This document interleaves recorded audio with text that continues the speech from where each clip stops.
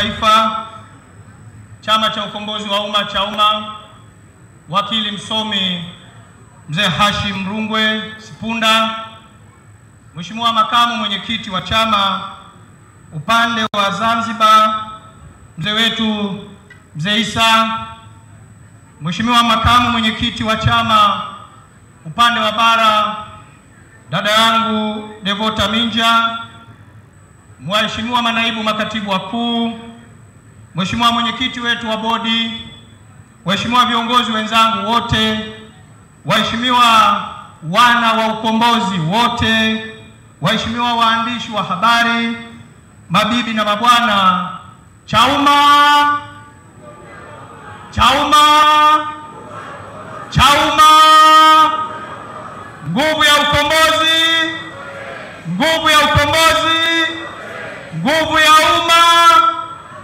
nguvu ya umma. Mheshimiwa mwenyekiti, awali ya yote sinabudi kumshukuru sana Mwenyezi Mungu mwingi wa rehema kwa kutujalia afya njema, kwa kutunuku uhai wake na pumzi zake, na kutujalia hekima na busara na ustahimilivu wa kila namna ambao leo umetufikisha hapa tulipo, tukiwa wenye furaha, tukiwa wenye utulivu na tukiwa wenye matumaini makubwa ya mwanzo wa safari yetu.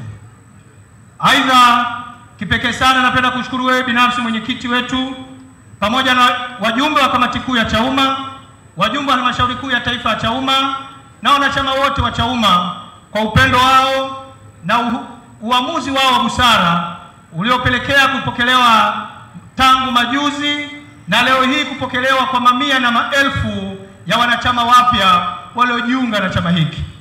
Aidha, ninaamini jambo hilo lisingeweza kuwa jepesi kama nanyi ambao mmetupokea msingekuwa na dhamira ile ile ambayo tuko nayo, msingekuwa na matumaini yale yale ambayo tuko nayo, msingekuwa na imani ile ile ambayo tuko nayo, ambayo sio nyingine bali ya kuwaletea maendeleo yatakayotokana na mabadiliko katika mifumo ya kiserikali ya nchi yetu, kwa kukiondoa madarakani Chama cha Mapinduzi na kuwapatia Watanzania chama mbadala kwa ajili ya mustakabali wa maisha yao.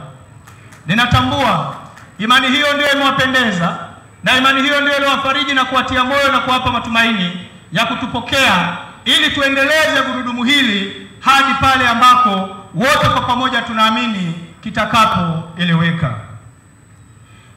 Mheshimiwa mwenyekiti, leo unaowaona hapa wote, asilimia madarakani hawa unaowaona mbele yako.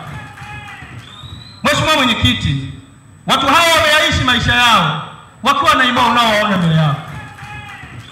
Mheshimiwa mwenyekiti, watu hawa wameyaishi maisha yao wakiwa na imani kubwa sana, wakiwa na ndoto kubwa sana, wakiwa na kiu na shauku kubwa sana, wakiwa na imani na matumaini ya kesho iliyo bora ya taifa lao na sio vinginevyo. Namna yoyote ya kuzima ndoto zao, namna yoyote ya kufifisha matumaini yao, namna yoyote ya kudhoofisha malengo yao, namna yoyote ya kudhoofisha malengo yao hawatayakubali, watayakana, watayasema na watayapinga sirini na hadharani, kwa sababu wanajiamini namna walivyojengwa na wanajiamini namna walivyojijenga kwenye maisha yao ya kutafuta haki, uhuru, usawa na demokrasia katika nchi yao. Maamuzi waliyofanya wameyafanya kwa ujasiri kwa sababu ya imani na ndoto walizokuwa nazo. Maamuzi waliyofanya wameyafanya kwa kujiamini kwa sababu wanajua kiu ya Watanzania, kiu ya Watanzania, matumaini ya Watanzania ni kuwaletea mabadiliko katika nchi hii ili kufikia maendeleo ya kweli. Hakuna namna yoyote ambayo ile utawahilibu, utawahadaa, utawadanganya, utawatisha, utawakejeli na wao waogope warudi nyuma. Mheshimiwa mwenyekiti, ni washukuru wote waliotutia nguvu katika safari hii, waliotutia moyo katika safari hii, waliotujengea tumaini mapya katika safari hii, waliotuambia tusikubali kuvunja ndoto zetu, tusikubali kufifisha matumaini yetu.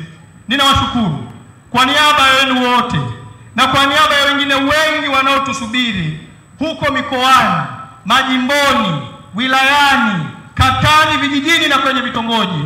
Ninawashukuru sana, mmetutia moyo, mmetufariji na mmeonesha kuungana nasi katika kipindi hiki cha kujiandaa na safari mpya. Aidha, kipekee sana Mheshimiwa Mwenyekiti, nitumie nafasi hii kuomba radhi sana mamia kwa maelfu ya wanachama waliokuwa na utayari wa kuja jijini Dar es Salaam kushiriki tukio hili, lakini sisi tukawazuia, hasa baada ya kuona mabadiliko ya ukumbi yasingeweza kuhimili kishindo na gharika waliokuwa tayari kuionyesha katika jiji la Dar es Salaam. Mtakumbuka tukio letu hili lilipanga kulifanya Mlimani City baada ya kufanya tathmini ya kwamba ndio ukumbi mkubwa na wenye viwango toshelevu kwenye maono yetu na ndoto zetu. Bahati mbaya sana, ukumbi ule hatukuupata kwa tarehe tuliyokuwa tumeipanga, na hatukuipata kwa tarehe nyingine mbadala tuliyoitoa, na hatukuipata katika mwezi mzima huu wa Mei. Ukumbi umekuwa booked mpaka tarehe 29 mwezi huu wa 5. Hapo tulilazimika kutafuta njia mbadala, na ndipo tukatafuta ukumbi huu wa Ubungo Plaza. Mabadiliko hayo yalitufanya tuongeze nguvu ya kuwashawishi wanachama wetu wasifike kwa wingi Dar es Salaam kwa sababu hatutakuwa na pa kuwaweka. Lakini wapo waliokataa, wakasema tuko tayari, Ubungo Plaza tunapajua, tutakaa barabarani, tutakaa kwenye bustani, tutakaa kwenye maegesho ya magari, lakini lazima sisi tufike tuhesabiwe katika siku za awali kabisa za mwanzo wa safari yetu mpya. Ndio maana hali iko hivi, ndani kumejaa, nje kumetapika, ili mradi ni raha tupu, na hakika leo ni siku ya furaha kubwa sana. Kwa hiyo niwaombe radhi sana wale waliotukubalia kwamba wasije Dar es Salaam, na tukawaahidi tutawafuata mikoani, na ndio sababu iliyotufanya tuzungumze na wenzetu wa Azam Media pamoja na kituo cha televisheni cha ITV ili kurusha matangazo haya mubashara, kwa sababu tunajua maelfu kwa maelfu ya walio tayari kufika Dar es Salaam kwenye siku ya leo tuliwazuia. Hatukutaka tuwanyime na haki ya kuona kila kinachoendelea mubashara, ndio sababu ya kuamua kurusha matangazo yetu haya moja kwa moja. Aidha, nivishukuru sana vyombo vya habari vyote vya umma na binafsi kwa ushirikiano wao waliotupatia wakati wote tangu wakati huo tukijipima, tukijitafakari, na hata katika hatua ya kuamua, na baadaye hatua ya leo ya kufanya maamuzi ya kuanza upya safari yetu hii mpya. Kwa hiyo ninawashukuru sana. Mheshimiwa Mwenyekiti, ndoto hii tuliyokuwa nayo, tunaamini tumekuja mahala sahihi, na tunaamini wanachama na wapenzi na washabiki walioungana na Chauma wako mahala sahihi. Tumepima falsafa, tumepima itikadi, tumepima malengo, na tumeangalia haiba ya Chauma, tumeipima kwa muda mrefu. Ndio maana tukaridhia na tukashawishi wenzetu, hebu twendeni Chauma tukaendeleze safari hii. Hii haina maana kwamba vingine vyote vilivyobakia ni vibaya, kwamba havina haiba njema, havina itifaki njema, havina itikadi njema, la. Lakini ilipaswa lazima katika vyama 18 tuchague kimoja, kwa sababu kimoja tulikikataa tangu mwanzoni, nacho ni Chama cha Mapinduzi. Tulisema Chama cha Mapinduzi hapana, kwa sababu bado tuna nguvu, tuna uwezo, tuna sababu ya kupambana nao, tuna sababu ya kushindana nao, ili tutimize ndoto za Watanzania za kuona mabadiliko ya kiutawala katika nchi hii.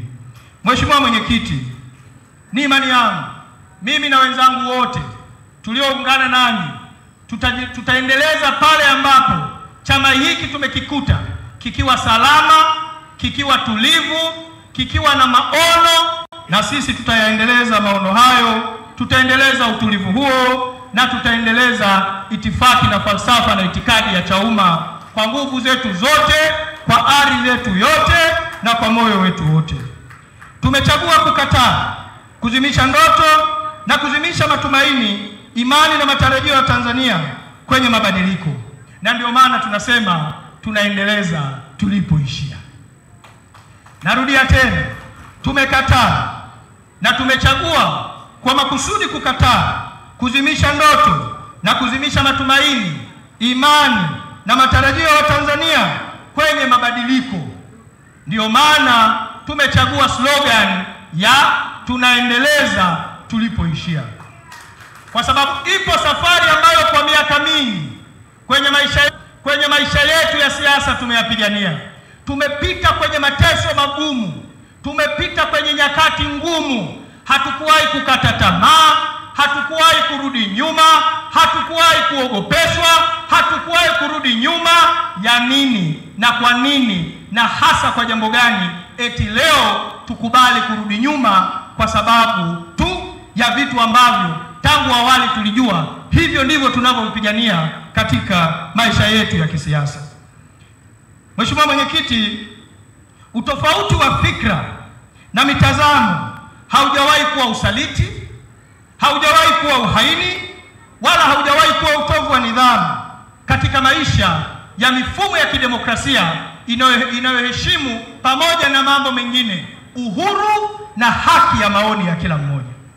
Narudia tena, utofauti wa fikra na mitazamo haujawahi kuwa usaliti, uhaini, wala utovu wa nidhamu kwenye taasisi au jamii inayoamini katika maisha ya kidemokrasia inayojengwa na uhuru, haki na maendeleo ya watu.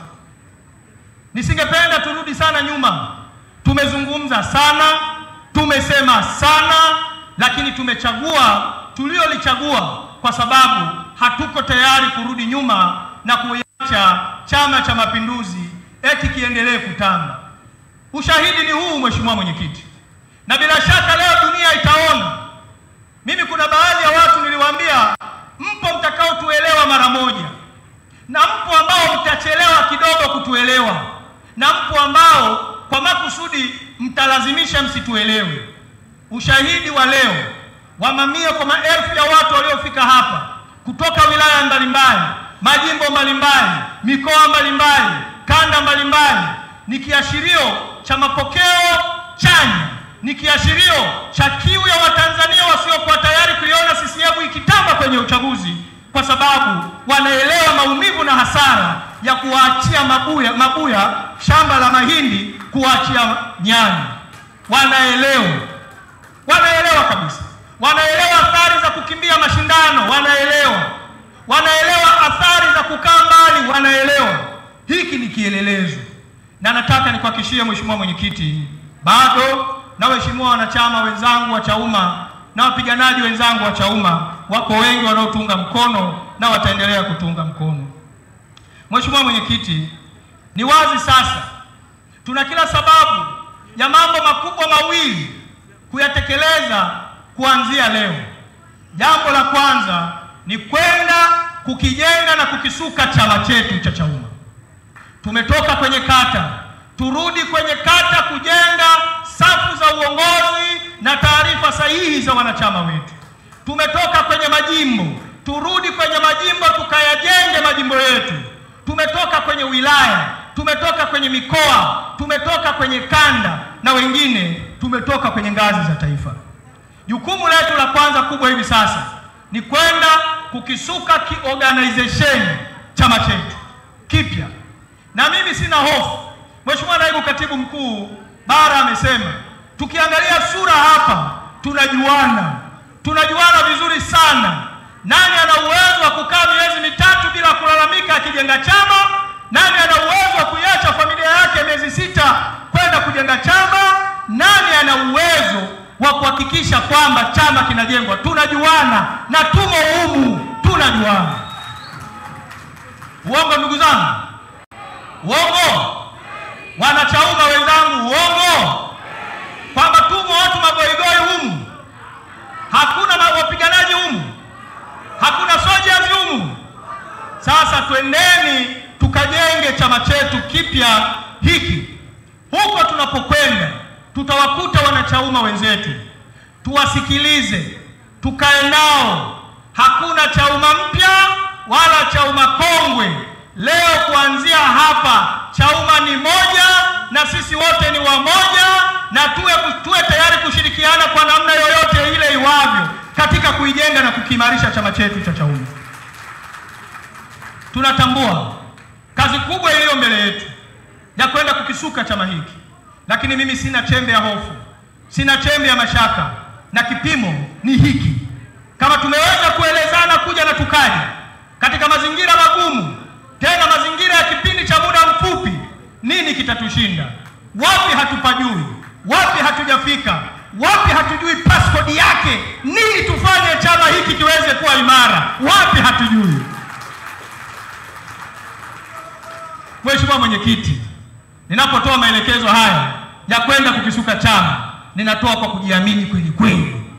Yaani ninatoa kwa kujiamini kweli kweli. Ndani ya mwezi mmoja ninaamini tutaona mabadiliko makubwa ya Chauma ikiibwa kila kata, kila jimbo, kila wilaya, kila mkoa na kila taifa. Sina chembe ya mashaka, kwa sababu tunajua, kwa sababu tunafahamu, na kwa sababu tunayo ari, tunayo nguvu, tunayo shauku, tunayo kiu ya kufanya hivyo, ile tuliyokuwa nayo miaka 10 iliyopita, miaka 15 iliyopita, miaka 20 iliyopita. Na ndio maana tunasema tunaendeleza tulipoishia, kwa sababu tunajua wapi tulipoishia. Wanachama wenzangu na wana wa ukombozi wenzangu wa Chauma, twendeni tukafanye hivyo, tukafanye kwa wivu mkubwa, tukafanye kwa ari kubwa, tukafanye kwa imani kubwa, kwa sababu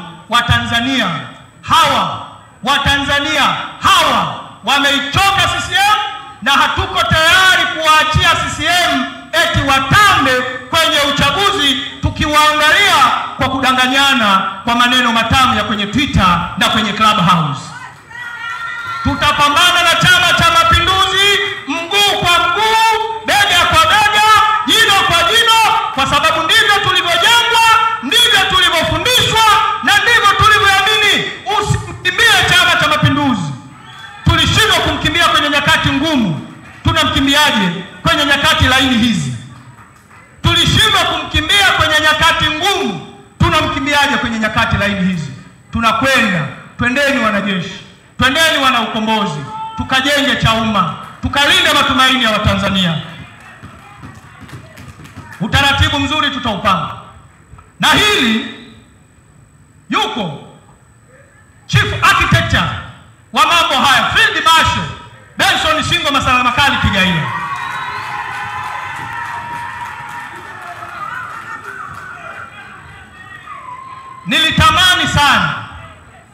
Nilitamani sana tuendelee kucheza winga mbili kushoto na kulia, tukipanda na kushuka, namba 7 mimi namba 11.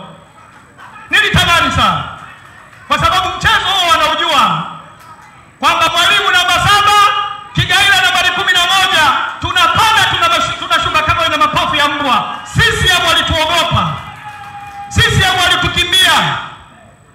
Tuliwafanya sisi hapo wakaogopa kuvaa mashati ya kijani mitaani. Ni sisi.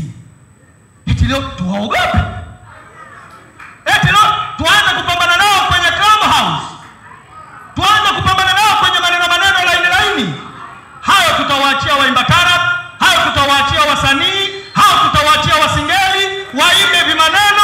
Sisi tutapambana tukiwa uwanjani, mtanange.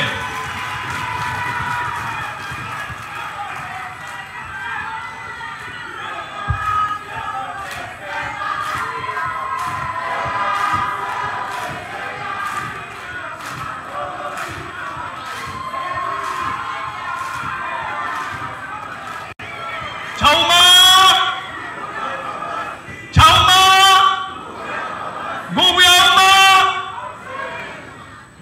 Tuogope? Tulifikishwa mahala hapa, tulikuwa tunaangaliana hivi, hujui kesho yako ikoje, lakini unatoka unapambana na Chama cha Mapinduzi na unarudi ukiwa salama. Tushindwe leo? Kuna wakati hapa tulikuwa tunatembea na barua za dhamana polisi hapa. Maana kila wakati wewe utaitwa tu polisi na kesi ni moja.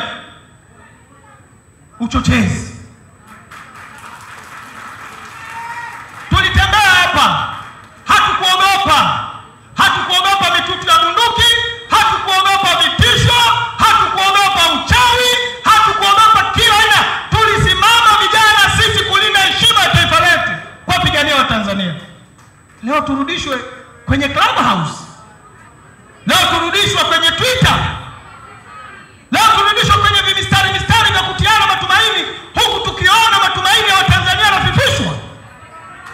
Waswahili wanasema utamu wa uongo uliotangulia kamwe hauzuii ukweli kudhihiri. Ukweli utadhihiri na umeanza kudhihirika leo. Nini Watanzania wanakitaka?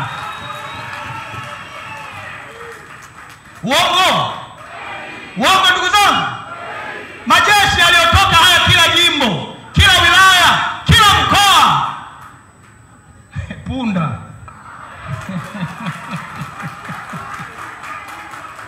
Hatukuchoka kuubeba mzigo wa matumaini ya Watanzania.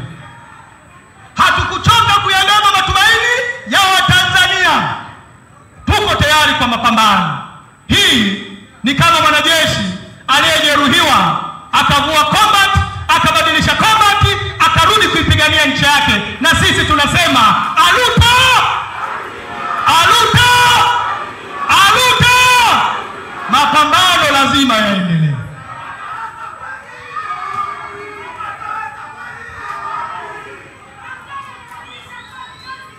Ndugu zangu, ninawaomba sana. Ninawaomba. Tunashiriki uchaguzi mkuu Chauma.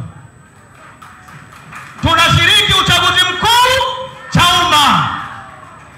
Na kuna watu hapa, ili jeshi limekile nikiliangalia hii, mzee wa ubwabwa hii, mheshimiwa mwenyekiti, ili jeshi hii, kila nikiangalia eti wanaweza wakaruhusiwa. Ninawaambia sisi hapo waruhusiwi wenzetu waje, tutawachapa na wao. Hatutowaogopa. Tutawachapa. Tuko tayari kupambana na yeyote. Tutashiriki uchaguzi. Hilo ni jambo la pili. La kwanza, tukasuke chama. La pili, tukakiandae chama kwa ajili ya uchaguzi mkuu, kwa sababu tunakwenda kushiriki uchaguzi. Tutaweka wagombea kwenye kata zote 379 za nchi hii. Tutaweka, ninawahakikishia tutaweka wagombea. Tutaweka wagombea kwenye majimbo yote 264 ya awali na majimbo 8 yaliyoongezwa. Tunakwenda kuweka wagombea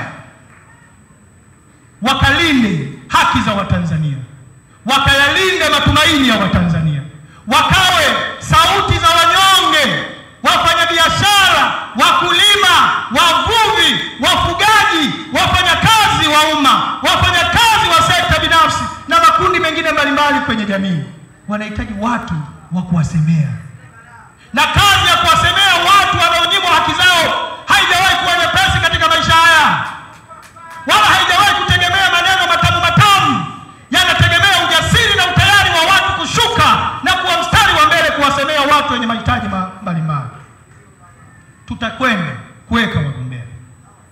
Na ninataka niwatangazie rasmi kwamba wale wote wenye nia ya kugombea nafasi za udiwani, nafasi za ubunge na hata nafasi ya urais kupitia Chama cha Ukombozi wa Umma wajiandae, watangaze nia zao, na utaratibu rasmi siku si nyingi unakuja namna gani nia zao hizo zitapokelewa, maombi yao hayo yatashughulikiwa na hatimaye kupeperusha bendera ya Chauma kwenye uchaguzi mkuu ujao. Twendeni tukawaambie na wenzetu ambao hawakufanikiwa kufika hapa kwamba treni imewashwa Dar es Salaam huko, na treni inashuka mlima, haipandi mlima, inateremka, iko Kitonga, inashuka mlima. Waungane na sisi, wawe tayari kutuunga mkono kwa namna yoyote ile, ama kwa kugombea ama kutupokea. Watusaidie maji ya kunywa, watusaidie chakula, watusaidie mafuta, watusaidie maspika, watusaidie pikipiki, watusaidie usafiri, kwa sababu tumechagua tulioyachagua, kwa sababu hatutaki matumaini yao yazimwe, hatutaki ndoto zao zizimwe.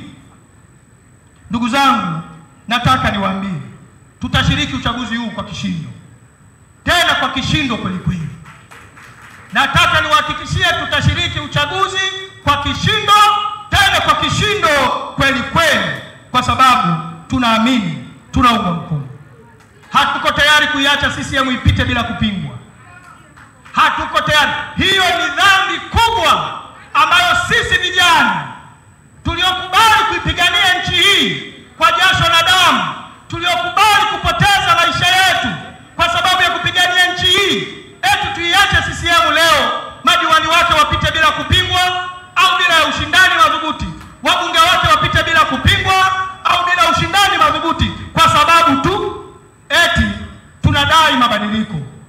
Tunakubaliana kudai mabadiliko, tutaendelea kuyadai mabadiliko, lakini wasipobadilisha, wasipoleta mabadiliko, wasipoleta sasa, tutapambana nao na tuko tayari kwenda kuyaleta sisi baada ya uchaguzi mkuu.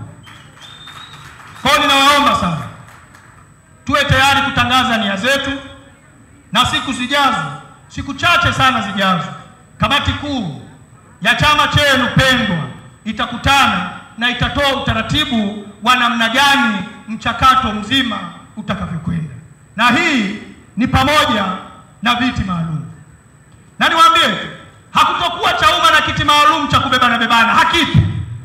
Twende tukafanye kazi na kila mmoja apimwe kwa kazi yake. Hiyo ndiyo njia pekee tutakayoifanya chama hiki kubaki kuwa na heshima baada ya Oktoba 2025. Kwa hiyo tunakwenda. Ndugu zangu, nataka niwaambie, nihitimishe tu. Leo sio siku sana ya kuzungumza kwa sababu mengi yanakuja. Nihitimishe kwa mambo makubwa matatu. Kwanza, niwashukuru sana wale wote waliokuwa mstari wa mbele kupambana kwenye maandalizi haya, na nitakuwa mkosefu wa fadhila nisipoiomba ile kamati yote, hebu ije mbele watu waone kwamba kazi hii nyie ndio mlioifanya. Ninatambua wale wote waje tuliokuwa kwenye kamati usiku na mchana. Inafika mahali mnanuniana, inafika mahali mnakasirikiana, mnasema kuna kidudu mtu anaingia hapa, tunamwomba shehe piga Fatiha, tunamwomba mmoja, tunaambia hebu tusalie sala rozari, Mungu atuunganishe, na kweli akatuunganisha mpaka leo tulipofika hapa. Ninawaomba wote waje, kina Julius Mwita, John Mrema, wako tulioanza safari ndefu, kina Kinabo, na wako walioungana na sisi baada na wao kuchukua uamuzi wa kutangaza kujiondoa kule tulipokuwa. Ninawaomba, wengine wako wapi? Catherine Ruge yuko wapi? Wako Mama Kiwanga pamoja na Mheshimiwa Devota Minja ambaye ndo makamu mwenyekiti wetu, na Mheshimiwa Singo Kigaila, nao twendeni hapa kama ni picha ipigwe kwamba hawa ndio waliochochea safari hii ya mabadiliko, tuendelee pale tulipoishia. Mimi ninawashukuru sana. K2 yuko hapa? K2, mimi ninawashukuru sana ndugu zangu. Watu hawa wamefanya kazi kubwa sana, wamepokea maneno mengi ya kejeli, wamepokea vitisho vingi, wamepokea kukatishwa tamaa kwingi, lakini hawakurudi nyuma. Nikimwangalia Kinabo aliyekuwa anachukua miktasari yetu ya vikao vyote, aliyekuwa anasimamia vyombo vya habari, aliyekuwa anasimamia waandishi wa habari usiku na mchana kwa ratibu, kwa kweli sana ndugu yangu Kinabo, Mungu akubariki. Kazi hii usiikatie tamaa, tunaendeleza tulipoishia. Mheshimiwa Mrema, Kipara ndani ya miezi miwili kimeongezeka. Tulikotoka tulikuwa tunamuita mzee Kipara, lakini naona huko Kipara kimeongezeka. Amefanya kazi kubwa sana, na yeye ndiye mara kadhaa tuliyekuwa anatuongoza kwenye vikao vya mashauriano wakati tulipokuwa tukifanya utafiti wa chama gani cha kuenda. Nakushukuru sana Mheshimiwa Mrema, umefanya kazi kubwa sana. Mheshimiwa Adija Mwago, Mungu akubariki sana. Umesimama imara kama mwanamke, ukapambana usiku na mchana, ukawa unatutia moyo. Na kwenye timu yetu ilikuwa ikifika mahali ulikuwa unaniambia, mwenyekiti, nadhani njaa hapa, hebu tupige simu tuletewe chakula, na tukiletewa chakula tukila nguvu inarudi, tunaendelea kufanya kazi. Ninakushukuru sana dada yetu Adija Mwago. Mzee wa Segerea, Patrick Yasenga, ninakushukuru sana. Kazi uliyoifanya kwenye kamati hii ni kubwa sana. Mungu akubariki sana. Na mara kadhaa ulikuwa unataka vitu vya uhakika, yani kama ni rula unaangalia hoja moja baada ya nyingine, pointi moja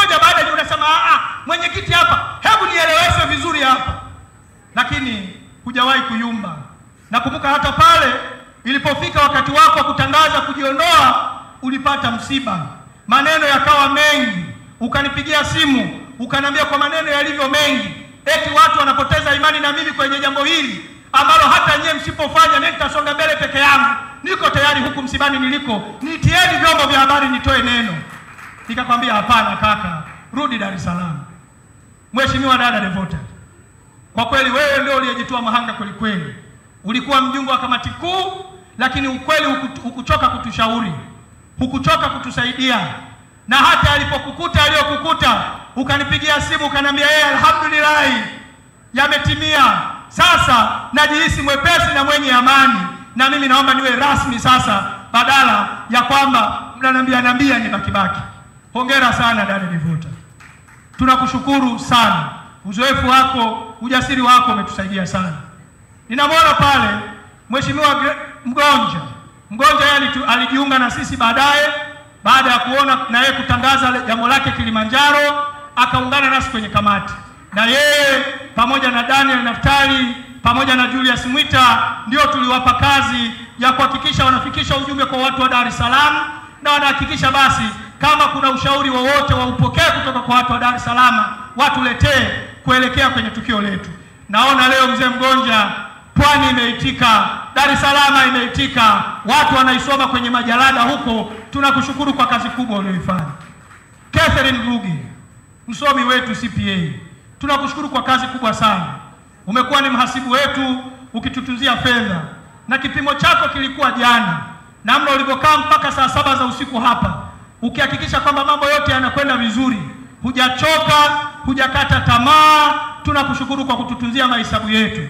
Watu wanatuchangia shilingi 2, shilingi 1, shilingi 5, unazitunza vizuri, tunazitumia vizuri. Tunakushukuru sana. Mwendo ni huo.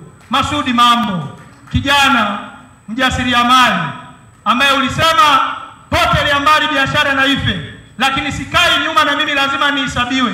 Walikushawishi kwa njia nyingi, walikurubuni kwa njia nyingi, walikutisha kwa njia nyingi, lakini mtoto wa Kigoma ulisema nimeshanyanyua breki na treni ikiondoka hairudi nyuma, ulisonga mbele. Asante sana.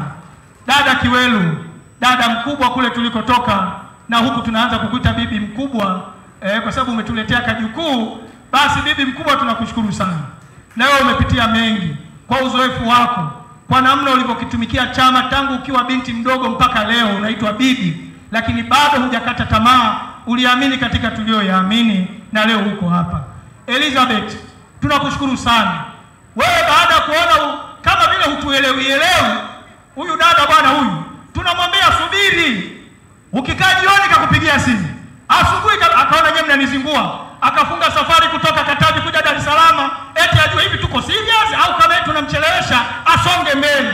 Amekaa Dar es Salaam wiki ya pili sasa. Tunakushukuru sana kwa msaada wako, kwa mambo yote ambayo umeshiriki nasi kwenye kamati hii kuhakikisha kwamba mambo yanakwenda vizuri. Aisha Madoga, na wewe baada ya kulibutua la kwako kule Dodoma, ukasema na mimi Dodoma hakukaliki na kuja Dar es Salaam kuongeza nguvu, kwa sababu ari hii tuliyokuwa nayo hatutaki kuichezea. Ninakushukuru sana Aisha Madoga. Na wewe umepitia misukosuko mingi, umetishwa, umerubuniwa, umefanywa kila jambo, lakini ulisema nimeamua na ninaamua kwa maslahi mapana ya Watanzania, hukurudi nyuma. Nani huyu hapa? Shadi, tunakushukuru sana. Tunakushukuru kwa namna ambavyo umekuwa kiunganishi kizuri na wanawake wa kanda ya Pwani. Umezungumza nao, umewashawishi vizuri, umekaa nao vizuri, umewaeleza ukweli na wengi, na wewe mwenyewe ukawa wa mfano kutoka mbele kwa ajili ya jambo hili. Tunakushukuru sana. Mama yetu, Mama Kiwanga, tukupe nini? Tukupe nini wewe mama? Mungu akubariki sana. Kwa umri wako mama alikuwa anacheza miguu